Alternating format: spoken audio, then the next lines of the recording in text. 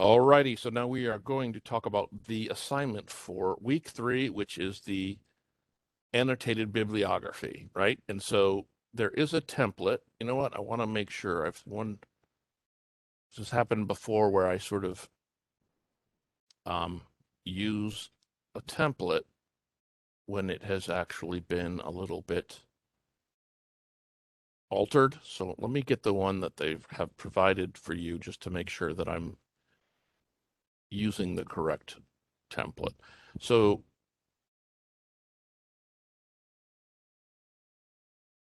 let's see if they're doing with this. Okay, so that's the example one. Do they not put a template for this? Oh, that's not. So like I said, that's a little bit strange. Okay, so I will post a template in the week 3 discussion. Sure, they must have done that for some reason, but I don't know what that reason was. So let me go through, I'll use the example one. I mean, I guess you could just use the example one, right? I mean, like you download it and then you can just replace it with your information. That's possible. Okay, so this is what it needs to look like, right? Because it's an APA format thing, annotated bibliographies, university name, the whole thing. And now, first thing you want is you want to do this approach paragraph, should be about half a page or more. And what it is you're just sort of explaining your research process up to now. What you're finding, what you're not finding, or what you're still looking for. Things that you need to find, right? Like this person's like, one particular goal of mine is to discover, right? So you could actually talk about parts of your essay. Like one of the things I'm going to focus on is whatever, child health care. And so I want to find something that has information about health care for children, that and how much it costs and who has it, whatever. Um, so anyway, that's the approach paragraph, right? So that's what we're calling that.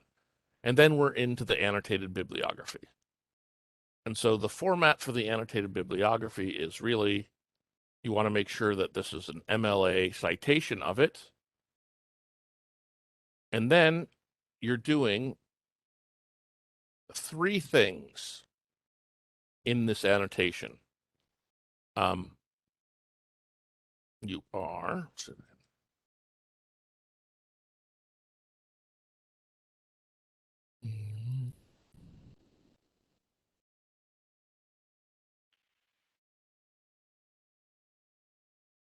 okay. So here's what I guess I just sort of set like a goals on it, right? Meaning, so an annotation has obviously the source site cited at the top, and then you have this.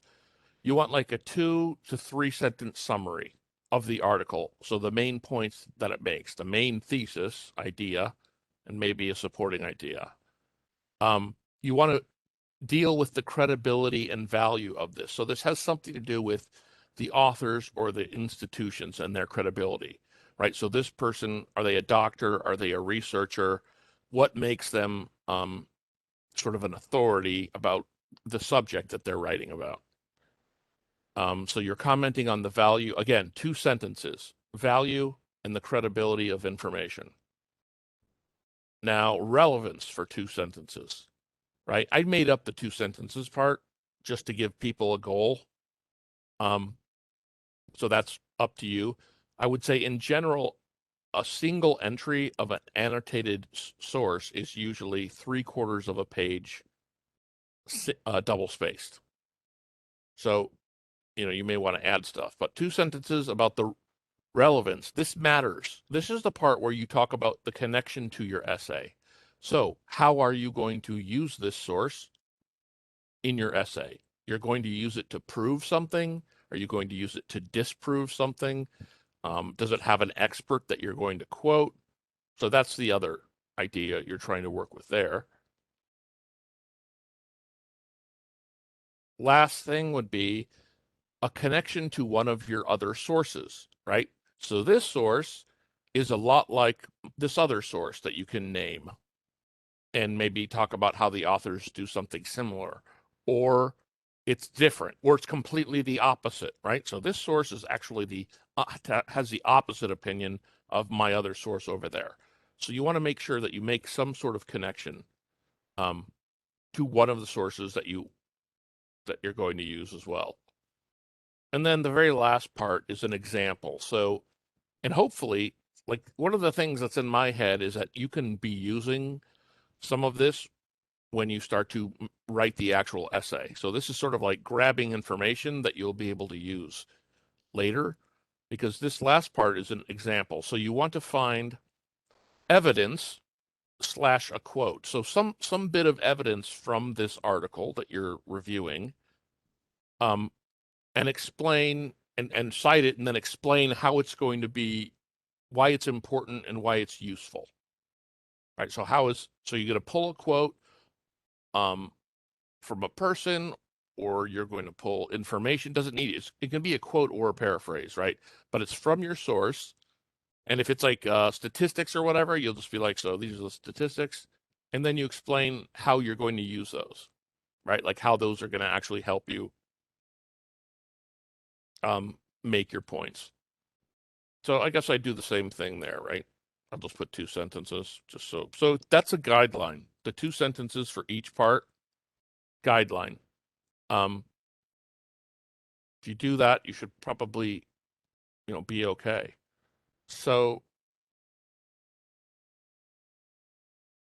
all right. So this is the APA format, which, like I said, if I don't put up a template, you would want to probably just go ahead and use the example that they provide, the student sample, and just replace it with your information, right? Copy and paste your information into it. I think that must be why it just got rid of it, because I guess you don't actually need it, but it is in the correct format.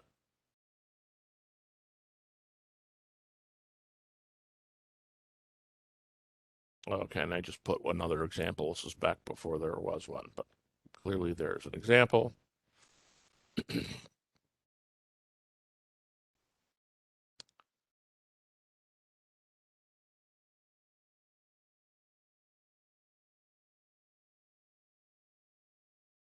So brief overview of source contents. So this is actually the language of the rubric that is used to grade this.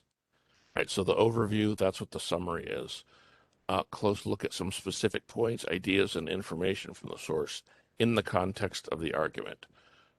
So this is about the certain points that I should also make sure this is still the same rubric that will help you in your argument, like specific information.